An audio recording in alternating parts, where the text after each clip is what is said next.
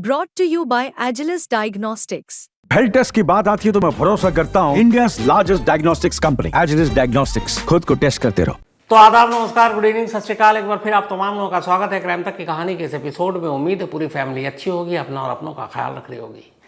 एक ज़माना था जब जंग आमने सामने लड़ी जाती थी, तो दुश्मनों के बीच मुकाबला होता था तलवारों से, भालों से। फिर धीरे धीरे वक्त बदला, तलवारों भालों की जगह बंदूकें आईं, तोप आए। फिर धीरे धीरे वक्त बदला।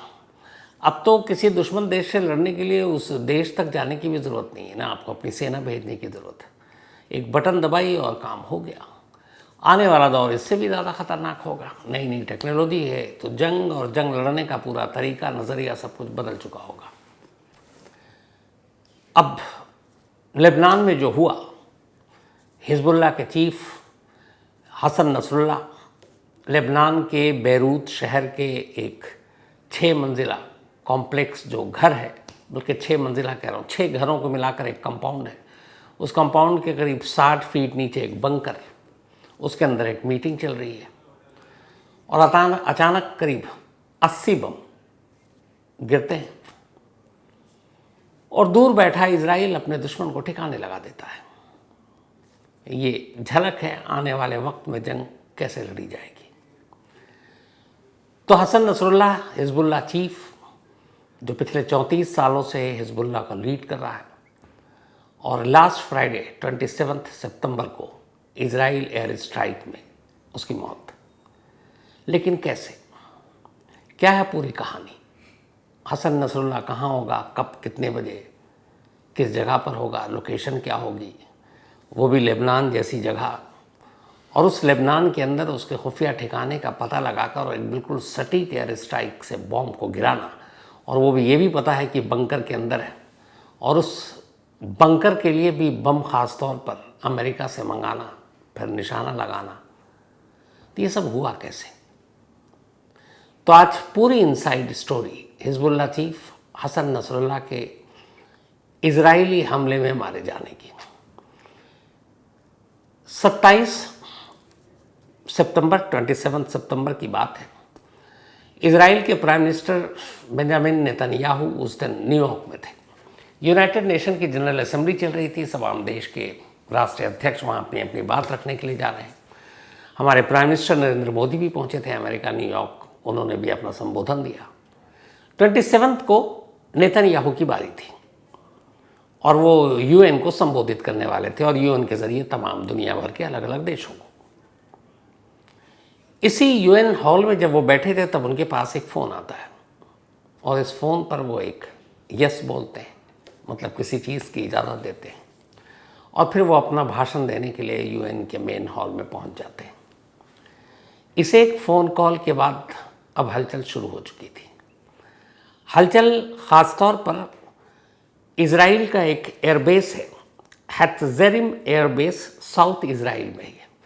हेत्जेरिम एयरबेस पर उस वक्त 8 फाइटर जेट खड़े हुए थे, और इन 8 फाइटर जेट की ट्रेनिंग पिछले 1 हफ्ते से चल रही थी।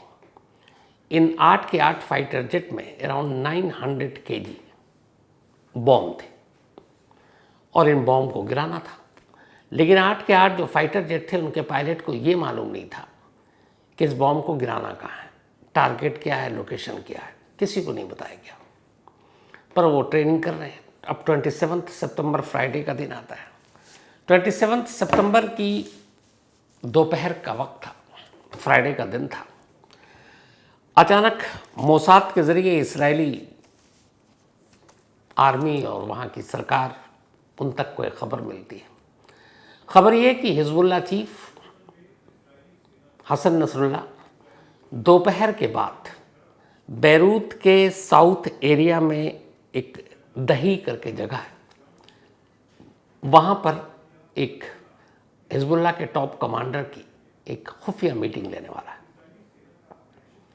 लोकेशन एकदम सही बताया गया और सटीक, और फिर उसके नक्शे भी मिले और कहा गया कि यहीं पर है। 27 सितंबर फ्राइडे का दिन और आफ्टरनून में। अब ये सारी चीज़ें खबर मिल चुकी थी।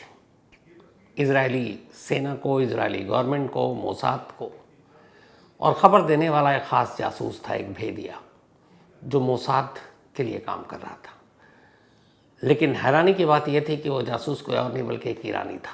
वही ईरानी जो हिजबुल्लाह को सबसे ज़्यादा पनाह देता है, जो हिजबुल्लाह का संरक्षक है। हिजबुल्लाह को तमाम हथियार, फाइनेंशियल मदद करना ये ईरान करता है। हिजबुल्लाह को हिजबुल्लाह बनाने में ईरान का रोल रहा है, और उसी ईरान का एक जासूस मोसाद के साथ मिलकर काम कर रहा है। पिछले कई सालों से मोसाद नसरुल्लाह का लोकेशन पता करने की कोशिश कर रही थी, लेकिन दिक्कत यह थी कि हसन नसरुल्लाह कभी सार्वजनिक तौर पर, खुले तौर पर पब्लिक अपीयरेंस देता ही नहीं था। मतलब वो खुलकर कभी सामने नहीं आया, क्योंकि मालूम है कि आज के टेक्नोलॉजी के ज़रिए, मोबाइल के ज़रिए, सैटेलाइट के ज़रिए लोकेशन पता चल सकता है, और फिर ड्रोन अटैक या एयर स्ट्राइक के ज़रिए जान जा सकती है, और ऐसे कई हमले हो चुके हैं। तो अब हिजबुल्लाह चीफ एक इम्पॉर्टेंट पोस्ट, और हसन नसरुल्लाह पर इससे पहले कई ऐसे अटैम्प्ट हो चुके थे। तो इसीलिए हसन नसरुल्लाह इस बात का बहुत ख्याल रखता कि कभी खुले आसमान के नीचे पब्लिक गैदरिंग या ऐसे फंक्शन में वो कभी शामिल नहीं होता। इसी से आप अंदाज़ा लगाइए कि लास्ट 18 या 18 सालों में कभी भी हसन नसरुल्लाह को किसी भी फंक्शन में, किसी भी ऐसी पब्लिक गैदरिंग में देखा ही नहीं गया। जिन लोगों ने देखा वो बेहद करीबी, बेहद ख़ास कमांडर, बस ख़ास लोग होते थे। और जब हसन नसरुल्लाह की कहीं कोई मीटिंग होती थी, 1 घंटे के अंदर वो 5-6 बार लोकेशन बदल दिया जाता था। पहले कुछ बताया जाता, फिर कुछ, इसलिए कि ख़तरा इतना ज़्यादा था। तो हसन नसरुल्लाह को किसी ने देखा नहीं, कभी वो सामने नहीं, 18 साल से कभी। तो मोसाद के लिए वहाँ तक पहुँचना बड़ा मुश्किल काम था, और इसीलिए मोसाद किसी ऐसे भेदिए की तलाश में था जो हसन नसरुल्लाह के लोकेशन तक पहुँचा सके, क्योंकि हसन नसरुल्लाह अपने टॉप कमांडर से मीटिंग तो किया करता। और इसी कोशिश में एक जासूस तैयार हुआ। चूँकि ईरान और हिजबुल्लाह इन दोनों का बड़ा करीबी रिश्ता है, तो ईरान में वो एक ऐसे जासूस को तैयार किया जिससे ऊपर तक की खबर मालूम थी कि कब बात होती, कब कहाँ मुलाकात होगी, मीटिंग होगी टॉप लीडरशिप की। तो ये सारी जानकारी थी। लेकिन इधर फिर धीरे धीरे फोकस कहीं और था। उधर हमास अक्टूबर में कूद पड़ा, उसने हमले किए, 1000 से ज़्यादा इजरायली मारे गए। अब फोकस हमास की तरफ था। उधर ईरान पर भी आपस में ईरान और इजराइल उलझे हुए थे। इधर लगातार वो जासूस हिजबुल्लाह चीफ के भी पीछे पड़ा हुआ है, उसके लोकेशन को ढूंढने की कोशिश कर रहा है। धीरे धीरे वक्त बीतता है। अब जब इधर हाल में 7 अक्टूबर 2023 के बाद जब 1000 से ज़्यादा इजरायलियों की जान गई, तब ऑपरेशन तेज़ हुआ। अब उनके टारगेट पे 2 लोग थे, एक हमास का टॉप लीडरशिप, दूसरा हिजबुल्लाह। अब हिजबुल्लाह का जो मेन गढ़, हेडक्वार्टर, सब कुछ है लेबनान में। अब लेबनान में भी ऐसी जगह पर जहाँ पर मतलब डायरेक्ट हमला करना आम, अगर सिविलियंस की मौत होती है तो फिर दुनिया में उसको लेके हंगामा भी मचेगा, तो बड़ा क्रिटिकल सिचुएशन। और ये वही हसन नसरुल्लाह जिसने अपने कमांडर और हिजबुल्लाह के तमाम जो लड़ाके थे उनको ये ऑर्डर दिया था कि मोबाइल से दूर रहो। ये कहानी आपको सुनाई थी। और फिर पेजर पर वो लौटा, और यही वो पेजर था जिसके अभी 17 सितंबर को पेजर ब्लास्ट हुआ था लेबनान में, बैरूत और उसके आसपास के इलाकों में। तो पेजर 17 सितंबर को पेजर ब्लास्ट हुआ, उसके बाद वॉकी टॉकी ब्लास्ट हुआ। ये सब कुछ चल रहा है। अब इसी दौरान में मोसाद और मोसाद का वो जासूस इस बात पर भी लगा हुआ कि इस पेजर धमाके, इस वॉकी टॉकी धमाके के बाद हिजबुल्लाह का रिएक्शन और एक्शन क्या होगा, अब आगे क्या, क्योंकि कम्युनिकेशन के तार को काट दिया गया है, मोबाइल बंद, पेजर धमाके कर दिया, पेजर को कोई छूने में भी डर रहा है। वॉकी टॉकी जिससे आप दूसरा कम्युनिकेशन कर सकते हैं, उसमें इतने धमाके हो गए कि अब लोग वॉकी टॉकी इस्तेमाल करने से डर रहे हैं, खुद हिजबुल्लाह के लोग। तो अब कम्युनिकेशन कैसे हो? तो जो एक्सपर्ट्स उनका मानना है कि इन कम्युनिकेशन के तार को काटने के पीछे असली मकसद यही था कि जब कम्युनिकेशन कटे तो फिर किस तरीके से हिजबुल्लाह के लोगों से हिजबुल्लाह चीफ कांटेक्ट करता है, और तब शायद कोई ऐसा क्लू मिले जिससे हिजबुल्लाह चीफ तक पहुंचा जा सके। ये सिलसिला चलता रहा, और अचानक पेजर ब्लास्ट के बाद अगले एक हफ्ते में कुछ इम्पॉर्टेंट इन्फॉर्मेशन मिला। वो ये कि बैरूत में ही और अभी भी वहीं है हिजबुल्लाह चीफ।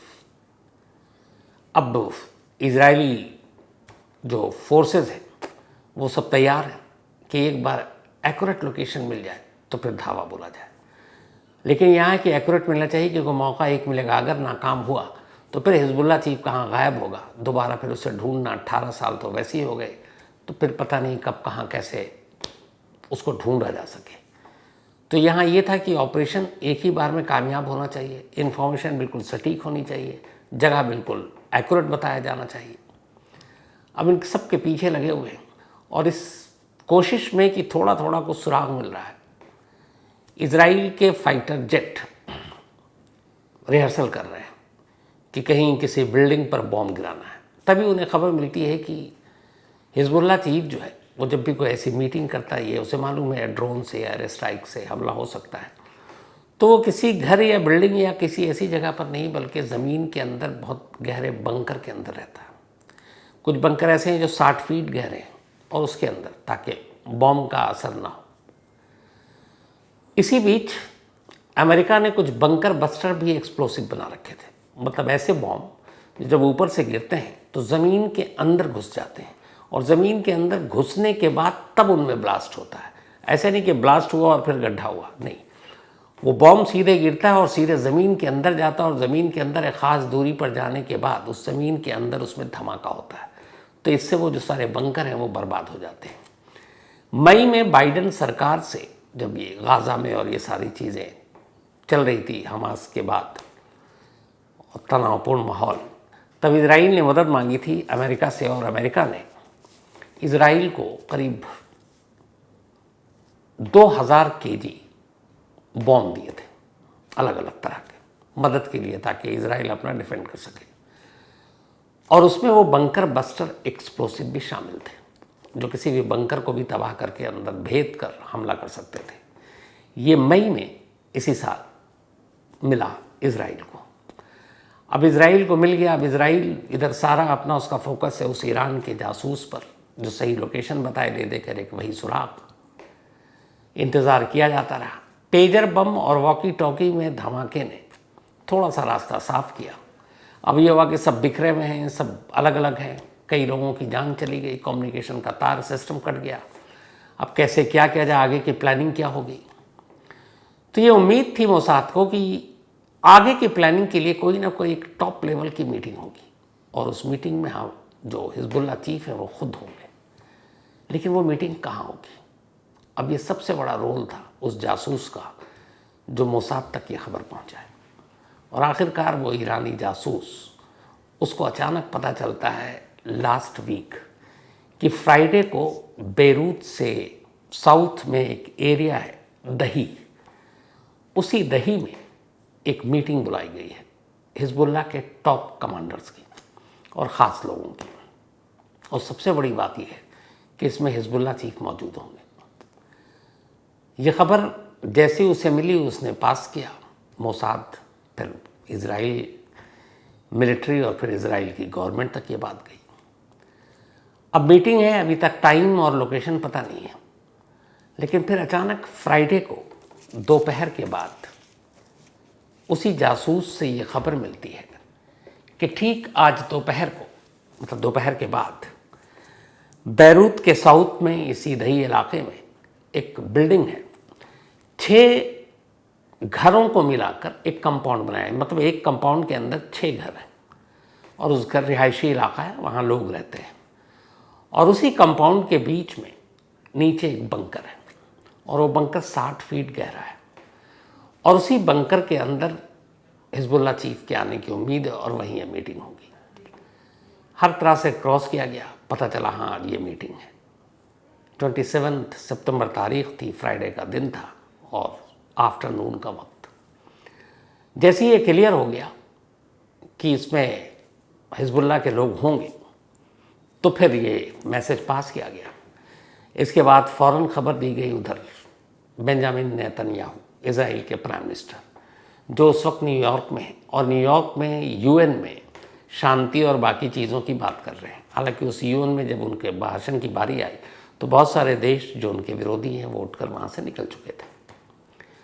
भाषण से जस्ट पहले नेतन्याहू के पास एक फ़ोन आता है और उस फ़ोन पर उन्हें बताया जाता है इस लेटेस्ट डेवलपमेंट के बारे में कि बैरूत में आज एक मीटिंग है और ये पक्की खबर है कि उस लोकेशन पर हिजबुल्लाह चीफ भी पहुंचेगा।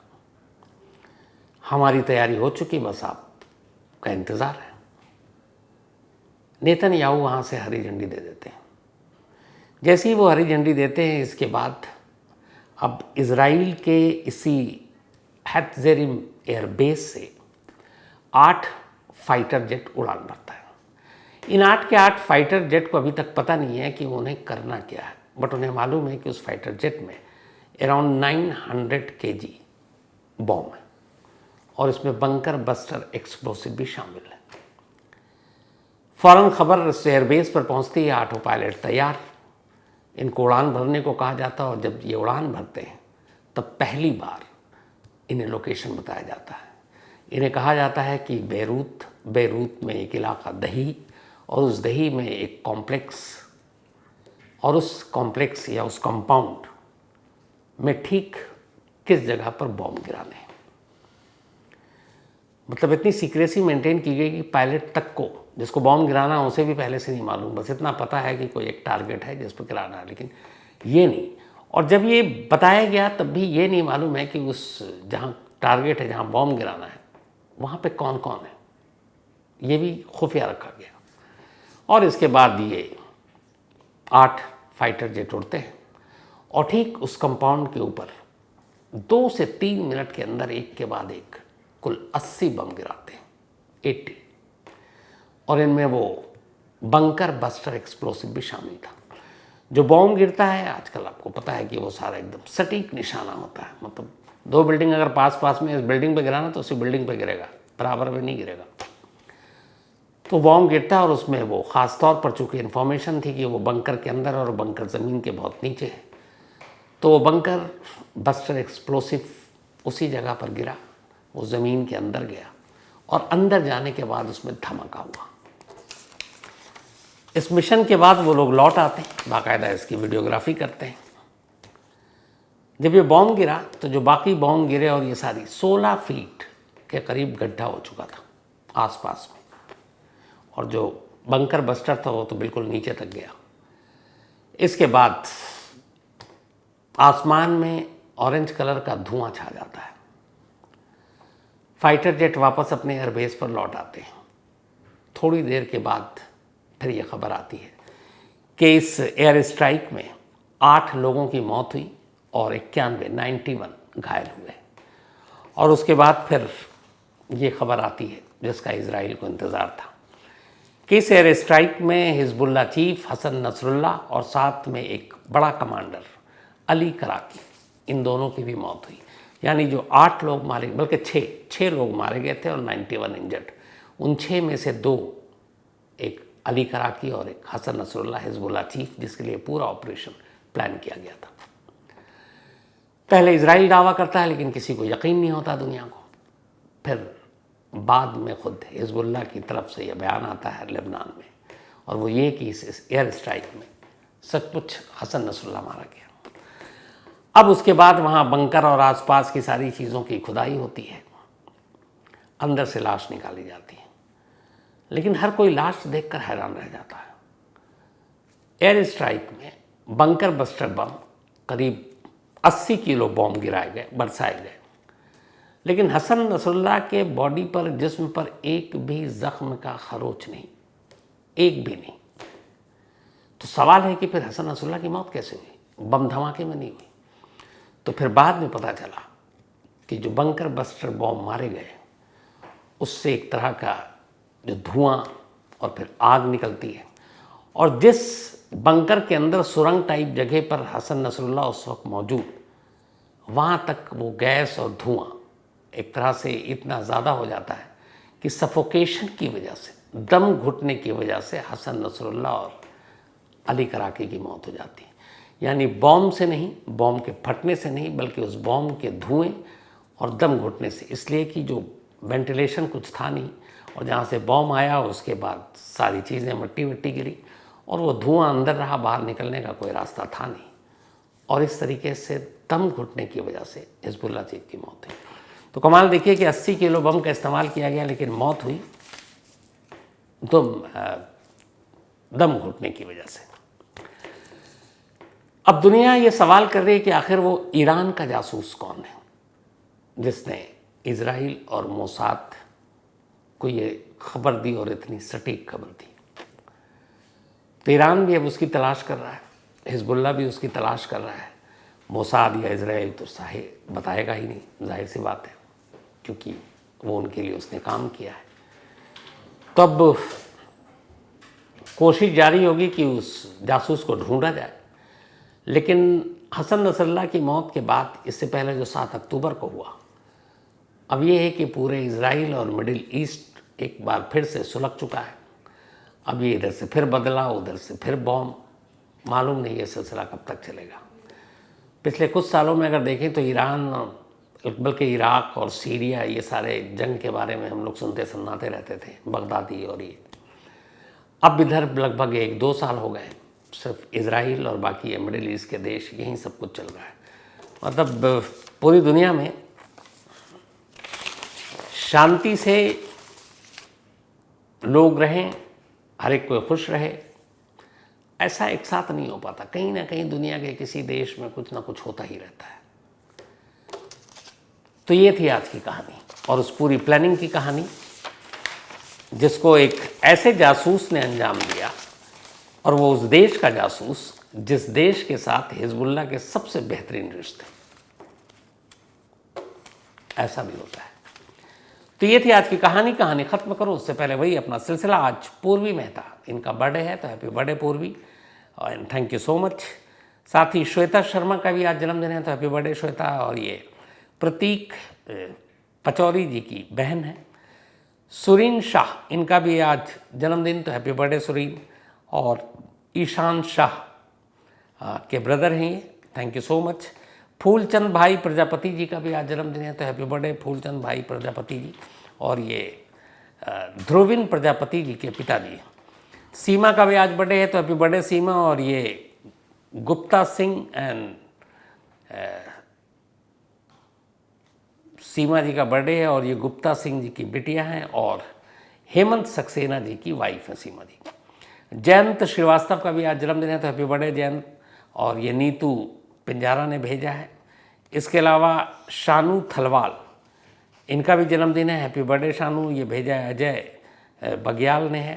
साथ ही ऊर्जा गुप्ता, इनका भी आज जन्मदिन है, तो हैप्पी बर्थडे ऊर्जा। और ये भेजा है आद्या देवांगन एंड देवी प्रसाद जी ने। तो आज की कहानी में इतने ही। अब आपसे मुलाकात होगी कल रात 9 बजे किसी नई कहानी के साथ। तब तक अपना और अपनों का ख्याल रखिएगा। Thank you very much.